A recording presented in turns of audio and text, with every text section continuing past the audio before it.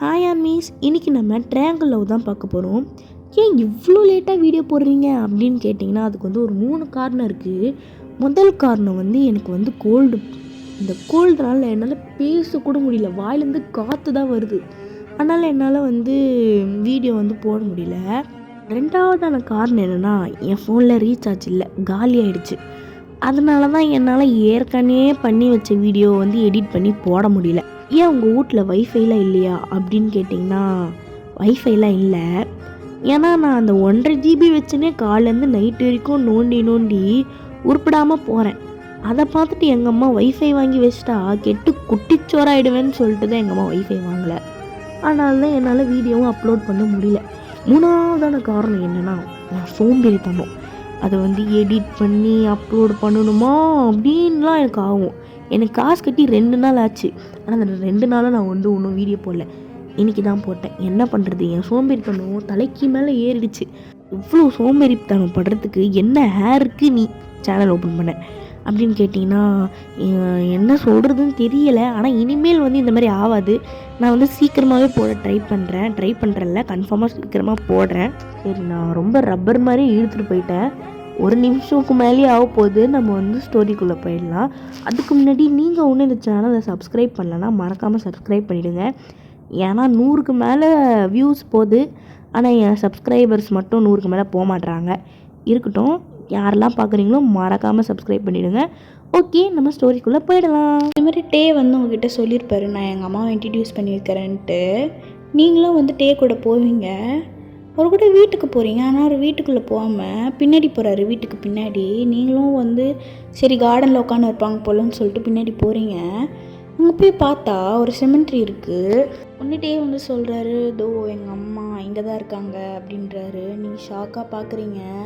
பார்த்துட்டு டேன்றீங்க. ஆமாம், எங்கள் அம்மா இறந்துட்டாங்க. நம்ம ஸ்கூலில் பிக்னிக் கூட்டின்னு போகிறேன்னு சொன்னாங்கள்ல, அதனால தான் நான் வரமாட்டேன்னு சொன்னவங்கிட்ட. அந்த நாளில் நான் வீட்டை விட்டு வெளியே வரமாட்டேன், வீட்டுக்குள்ளேயே இருப்பேன். அதனால தான் நான் வரமாட்டேன்னு சொன்னேன். இப்போ புரிஞ்சுதா அப்படின்னு டே சொல்கிறாரு. நீங்கள் போகிறீங்க, டே கிட்ட போய் சொல்கிறீங்க, அம்மா இறந்துட்டாங்க தான் டே, ஆனால் அதுக்குன்ட்டு வீட்டுக்குள்ளேயே இருக்கணுமா? நீ அதெல்லாம் மூவ் ஆகி வரணும்ல. இப்படியே அதை பற்றியே நினச்சிக்கிட்டே இருந்தால் உங்கள் அம்மா ஃபீல் பண்ண மாட்டாங்களா? நம்ம பிள்ளை நம்மளை நினச்சி அழுதுகிட்டு இருக்காங்கன்ட்டு. நீ அழுதா பிடிக்குமா அவங்களுக்கு அப்படின்னு நீங்கள் சொல்கிறீங்க. டேக்கு கண்ணெல்லாம் கலங்குது. நீங்கள் பார்க்குறீங்க. அவர் சொல்கிறாரு, எப்படி என்னால் மூவ் ஆன் ஆக முடியும்?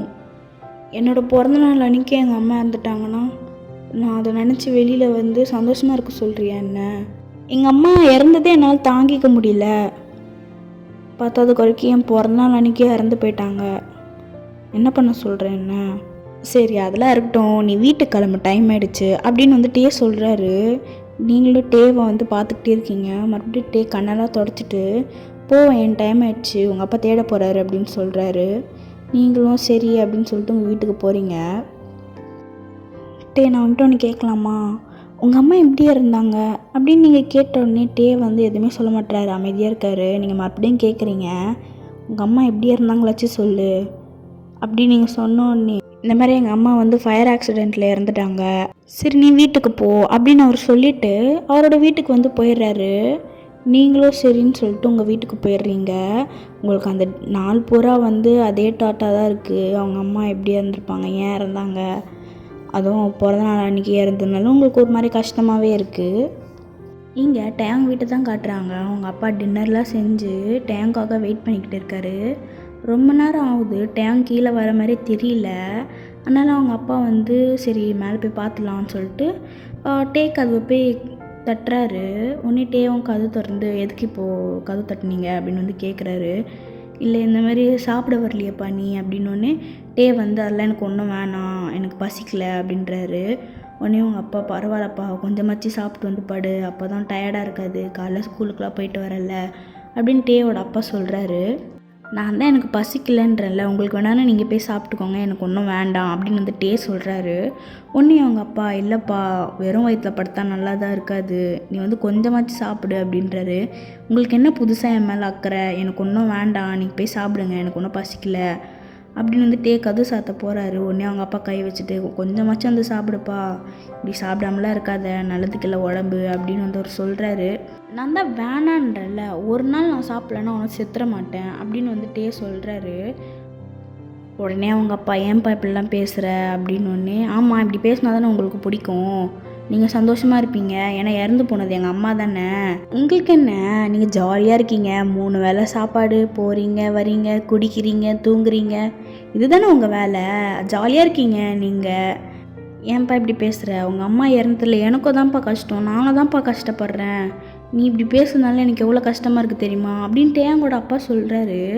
இன்னும் டேயாங் சிரிச்சிட்டு, என்னது நீங்கள் கஷ்டப்படுறீங்களா, நீங்கள் அநேகமாக சந்தோஷம் தானே பண்ணணும், உங்களால் நான் படிக்கிற ஸ்கூல்லே என்னை எவ்வளோ பேர் தப்பாக பார்க்குறாங்க தெரியுமா, யாருமே என்கிட்ட பேச மாட்டாங்க, நான் தனியாக இருக்கேன், உங்களுக்கு அது தெரியல, எந்த தப்போ பண்ணாமல் எல்லா பழியும் என் மேலே தான் இருக்குது, உங்களுக்கு அது புரியாது, நீங்கள் என்ன ஜாலியாக இருக்கீங்க, நீங்கள் ஆசைப்பட்டது நடந்துச்சு, அது போதும், ப்ளீஸ் தயவு செஞ்சு இங்கேருந்து போயிடுங்க, இன்ன வரைக்கும் நான் சாஃப்டாக பேசிக்கிட்டு இருக்கிற காரணம் நீங்கள் என் அப்பானால தான் நான் அப்படி சாஃப்டாக பேசிக்கிட்டு இருக்கேன், இன்னும் கொஞ்ச நேரம் நீங்கள் இருந்தீங்கன்னா என்னோடய வார்த்தையே மாறிடும், தயவு செஞ்சு இங்கேருந்து போயிடுங்க அப்படின்னு சொல்லிட்டு டேயாங் வந்து அவர் கதவை சாத்திக்கிறாரு. அவங்க அப்பாவும் கொஞ்சம் சோகமாயிட்டு போயிடுறாரு. அவரும் சாப்பாடெலாம் எடுத்து வச்சுட்டு போய் பார்த்துக்கினாரு. நெக்ஸ்ட் டேவும் ஆகுது, நீங்கள் ஸ்கூலுக்கு போகிறீங்க, இன்றைக்கும் வந்து டேயாங் வரல, நீங்கள் வந்து பார்க்குறீங்க ரொம்ப நேரம் ஆச்சு, அவர் வர மாதிரியே தெரியல, இன்றைக்கும் வரமாட்டான் போல் அப்படின்னு சொல்லிட்டு நீங்கள் வந்து சோகமாக உட்காந்து இருக்கீங்க. பிரேக் பீரியடில் ஜங்குக்கு வராரு. நீங்கள் உட்காந்து தனியாக சாப்பிட்டுக்கிட்டு இருக்கீங்களா, ஜங்குக்கு வந்து ஏன் இவ்வளோ சோகமாக இருக்கேன் அப்படின்னு கேட்குறாரு. ஒன்று நீங்கள் டேயாங் வரல அதான் போர் அடிக்குது அப்படின்றீங்க, டேயாங் வரலன்னா இல்லை அதான் நான் இருக்கேன்ல அப்படின்னு வந்து ஜங்குக்கு சொல்கிறாரு. நீ என்ன லஞ்ச் பீரியட்லேயும் பிரேக் பீரியடில் தான் இருப்ப, என் கூட கிளாஸில் இருக்கியா அப்படின்னு வந்து நீங்கள் சொல்கிறீங்க. அதுவும் சரிதான், அப்புறம் முக்கியமான விஷயம் நான் கிட்ட ஒன்று சொல்லணும், நீ தயவு செஞ்சு டேயாங் கூட பேசுகிறத கொஞ்சம் ஸ்டாப் பண்ணிக்கோ அப்படின்னு வந்து ஜேகே சொல்கிறாரு. நீங்கள் ஜேகேவை பார்க்குறீங்க. அவர் மறுபடியும் சொல்கிறாரு, ஆமாம் நீ வந்து அவங்ககிட்ட பேசாத, நீ நினைக்கிற மாதிரியே அவன் ஒன்றும் அவ்வளோ நல்லவன் கிடையாது, இப்போ நீ டேயாங் கூட பேசின்னு இருக்க, யாராவது டேயாங் கூட வந்து பேசி நீ பார்த்துருக்கியா, நானாச்சும் சண்டை போட்டிருக்கேன், அந்த இதுலையாச்சும் பேசியிருக்கேன், மற்றபடி நல்லா விசாரிக்கிறதுக்கு எப்படி இருக்க, இல்லை சும்மா வந்து பேசியிருக்கிறது நீ பார்த்தியா அப்படின்னு வந்து ஜேகே வந்து சொல்கிறாரு.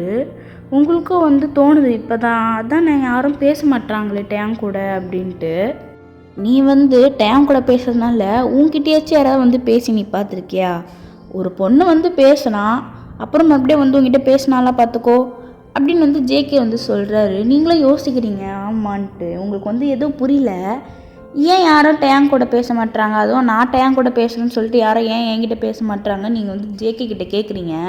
உடனே ஜேகே வந்து சொல்கிறாரு, நான் தான் சொன்னேன்ல இந்த மாதிரி வந்து டேயாங் வந்து அவ்வளோ நல்லவன் கிடையாது, நீ அவங்ககிட்ட பேச்சு நிப்பாட்டிக்கோ, உனக்கு தான் பிரச்சனை, அவன் கூட ரொம்ப பேச்சு வச்சுக்கணும் அப்படின்னு வந்து ஜேகே வந்து சொல்கிறாரு. நீங்கள் வந்து எதுக்கு இப்படிலாம் சொல்கிறீங்க, அவன் எவ்வளோ நல்லவன் தெரியுமா, அவன் கூட ஒரு நாள் பழகிப்பார் உனக்கு தெரியும் அப்படின்னு வந்து நீங்கள் சொல்கிறீங்க. உடனே ஜேகே, பழகி பார்த்துட்டு தான் சொல்கிறேன், நீ வேணாம் அவங்க கூட பேசுறத நிப்பாட்டு அப்படின்னு வந்து ஜேகே மறுபடியும் சொல்கிறாரு. சரி இருக்கட்டும், யார் என்கிட்ட பேசலைன்னா என்ன, டே என்கிட்ட பேசினா போதும், நாங்கள் 2 பேரும் ஃப்ரெண்ட்ஸாக இருந்தால் போதும், மற்றவங்க யாரும் வந்து பேசணுன்னு அவசியம் இல்லை அப்படின்னு நீங்கள் வந்து சொல்கிறீங்க. ஒன்றே ஜேகே, நான் என்ன சொன்னாலும் நீ கேட்க போகிறதில்ல, பிடிவாதமாக இருக்க, சரி விடு அப்படின்னு வந்து அவர் சொல்லிட்டு, ஆனால் எப்படி இருந்தாலும் கூடிய சீக்கிரம் அவனை பற்றி உனக்கு தெரியும் அப்படின்னு வந்து ஜேகே சொல்லிட்டு அவர் கிளம்புறாரு. நீங்களும் சரி அப்படின்னு சொல்லிட்டு உட்காந்துட்டு இருக்கீங்க. அப்படியே போக அந்த பிக்னிக் டேவும் வந்துடுது. இதுக்கு முன்னாடிலாம் நீங்கள் வந்து டேவை கூப்பிட்டு ட்ரை பண்ணியிருப்பீங்க, ஆனால் அவர் கொஞ்சம் கூட ரெஸ்பான்ஸ் பண்ணியிருக்க மாட்டார், அதனால வந்து நீங்கள் வந்து விட்டுட்டீங்க. இப்போ நீங்கள் மட்டும்தான் போகிறீங்க, கூட ஜங்குக்கோ தான் வராரு. இதில் என்ன கவலைன்னா ஜங்குக்கு வேறு கிளாஸு, நீங்கள் வேறு கிளாஸு, நீங்கள் 2 பேரும் ஒரே பஸ்ஸில் போக முடியாது, அதுதான் வந்து ஜங்குக்கு வந்து யோசிச்சுக்கிட்டு இருக்காரு. அவர் போய் ஸ்டாஃப் கிட்டலாம் கதறாரு, நான் இந்த பஸ்லேயே வரேன் இங்கேயே வரேன், ஒருத்தங்க வரல அப்படின்ட்டு. ஸ்டாஃபில் இல்லைப்பா நாங்கள் அட்டெண்டன்ஸ் பார்க்கணும்ல, அதனால் நீ வந்து உன்னோட கிளாஸ் பஸ்லேயே போயிடுப்பா, பிரச்சனை வேணாம், நீ உன் கிளாஸ் பஸ்லேயே வந்துரு அப்படின்றாங்க. ஜங்குக்கு பிடிவாதமாக இருக்கார், இல்லை நான் இங்கே தான் வருவேன் அப்படின்றாரு. நீங்களும் வந்து பஸ்ஸில் உட்காந்துட்டு பார்க்குறீங்க என்ன பண்ணுறான் இவன் அப்படின்ட்டு. சரின்னு சொல்லிட்டு ஸ்டாஃப் விட்டுடுறாங்க, ஏன்னா அவர் ரொம்ப ஆடம் பிடிக்கிறாருன்னு சொல்லிட்டு.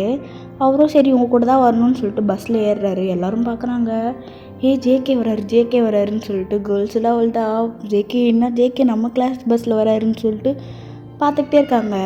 நிறைய பேர் நம்ம பக்கத்தில் இருந்து உட்காருவாரா, எங்கே உட்காருவாரா, எங்கே உட்காருவான்னு பார்க்குறாங்க. உங்கள் பக்கத்தில் வந்து யாரும் உட்காரல. நீங்கள் உங்கள் பக்கத்தில் பேக் தான் வச்சுருக்கீங்க. உடனே ஜேகே வந்து உங்கள் பேக்கை தொட்டு உங்கள் பக்கத்தில் தான் வந்து உட்காந்துக்கிறாரு. எல்லாரும் பார்க்குறாங்க, என்ன ஜேகே அவள் பக்கத்தில் போய் உட்காந்துன்னு இருக்காரு அப்படின்னு சொல்லிட்டு எல்லோரும் இப்படி பேசிக்கிட்டு இருக்காங்க. உங்களுக்கு தெரிஞ்ச விஷயந்தான், அவங்க வந்து உட்காரோன்னு உங்களுக்கு நல்லாவே தெரியும் அப்படின்னு சொல்லிட்டு நீங்கள் வந்து சிரிச்சுக்கிட்டு இருக்கீங்க பார்த்துட்டு. நீங்களும் அந்த பிக்னிக்கு வர வேண்டான்னு தான் யோசிச்சிருப்பீங்க. ஏன்னா அந்த கிளாஸில் டேவை தவிர்த்து உங்ககிட்ட யாரும் பேச மாட்டாங்க. அதனால வந்து சரி போக வேண்டாம்னு நினச்சிருப்பீங்க. ஆனால் ஜேகே தான் உங்களை கூப்பிட்டுருப்பாரு, வா போகலாம், நான் அவங்ககிட்ட பேசுகிறேன், நம்ம 2 பேரும் டைம் ஸ்பெண்ட் பண்ணலாம் அப்படின்றாரு. உடனே நீங்களும் ஜேகே கூப்பிட்றாரு அப்படின்னு சொல்லிட்டு நீங்களும் வந்து போயிருப்பீங்க பிக்னிக்கு. நீங்களும் ஜேகேவும் ஜாலியாக என்ஜாய் பண்ணிகிட்டே போய்கிட்டு இருக்கீங்க. எல்லாரையும் வந்து ஒரு மலையில் ஸ்டாப் பண்ணிட்டு இங்கே டென்ட் கட்டிக்கோங்க, நாளைக்கு காலையில் நம்ம ஸ்கூலுக்கு போயிடலாம், இதுதான் உங்களோட பிக்னிக்ன்றாங்க.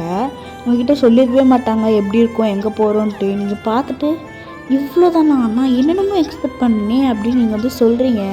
ஒன்று ஜேகே நம்ம ஸ்கூலில் இதுலையாச்சும் கூட்டின்னு போனாங்களேன்னு சந்தோஷப்படு அப்படின்னு வந்து ஜேகே சொல்கிறாரு. நீங்களும் ஜேகேவை பார்த்துட்டு அப்படின்னு சொல்கிறீங்க. அந்த டே பூரா நீங்கள் ஜேகே கூட தான் ஸ்பெண்ட் பண்ணுறீங்க. எல்லாரும் பார்த்துட்டு என்னடா டே இல்லைன்னு சொல்லிட்டு ஜேகே கூட டைம் ஸ்பெண்ட்றா, இப்போ இவ டேங்கோட கேர்ள் ஃப்ரெண்ட் இல்லையா, ஒரு வேளை ஆளை மாற்றிக்கிட்டே இருப்பாளோ அப்படின்னு அந்த மாதிரிலாம் பேசிக்கிட்டு இருக்காங்க. உங்களுக்கு இதை பற்றி ஒன்றுமே தெரியாது. நீங்களும் ஜங்குக்கோ ஜாலியாக பேசிக்கிட்டு நல்லா ஹாப்பியாக என்ஜாய் பண்ணின்னு இருப்பீங்க அந்த பிக்னிக்கை. நான் வந்து முன்னாடியே சொல்லியிருப்பேன், உங்களுக்கு டேங் மேலே ஒரு ஃபீலிங்ஸும் கிடையாது. நீங்கள் வந்து ஒரு ஃப்ரெண்டாக தான் பார்க்குறீங்க டேங்க் தான் உங்கள் மேலே ஃபீலிங்ஸ் இருக்குது. அப்புறம் உங்களுக்கு வந்து ஜேகேவை தான் பிடிக்கும், நீங்கள் ஜேகேவை தான் லவ் பண்ணுறீங்க.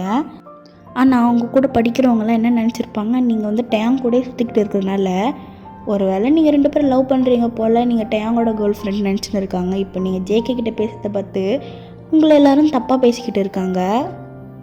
இந்த விஷயம் வந்து எப்படியோ ஜேகேவோட அந்த 2 ஃப்ரெண்ட்ஸுக்கு காதில் போயிடுது. அவங்க என்ன பண்ணுறாங்கன்னா, சரி ஜேகேவை டிஸ்டர்ப் பண்ண வேண்டாம் தான் இன்றைக்கி பூரா ஜேகே கூடவே இருந்திருக்க மாட்டாங்க. இப்படி ஒரு விஷயத்தை கேட்ட உடனே என்ன பண்ணுறாங்க, ஜேகே கிட்டே போய் நடந்த விஷயத்த எல்லாத்தையும் சொல்கிறாங்க. ஜேகேவும் நிலமை கைமீறி போயிடுச்சு. இன்றைக்கே நான் எப்படியாச்சும் ஒயனுக்கு ப்ரப்போஸ் பண்ணிவிட்டு என்னோடய கேர்ள் ஃப்ரெண்ட் ஆகிக்கணும், எல்லாருக்கிட்டே சொல்லிடணும் டேங்கோட கேர்ள் ஃப்ரெண்ட் இல்லாமல் என்னோடய கேர்ள் ஃப்ரெண்டுன்னு சொல்லிட்டு. சரி நான் இப்போவே போய் அவளுக்கு ப்ரப்போஸ் பண்ணிடுறேன் அப்படின்னு சொல்லிட்டு ஜேகே வந்து உங்ககிட்ட வராரு. நீங்கள் அங்கே இருக்கிற லேக் பக்கத்தில் தான் உட்காந்துக்கிட்டு இருக்கீங்க, சும்மா உட்காந்து இருக்கீங்க. ஜேகேவும் உங்ககிட்ட வந்து சொல்லலான்ட்டு உங்ககிட்ட வராரு.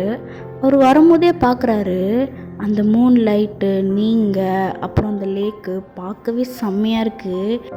ஜேகே உங்ககிட்ட பேச வருதா, அப்படி இல்லைன்னா இங்கேயே நின்று உங்களை சைட் அடிக்கிறதா அப்படின்ற ஒரு நிலைமையில் அங்கே நிற்கிறாரு.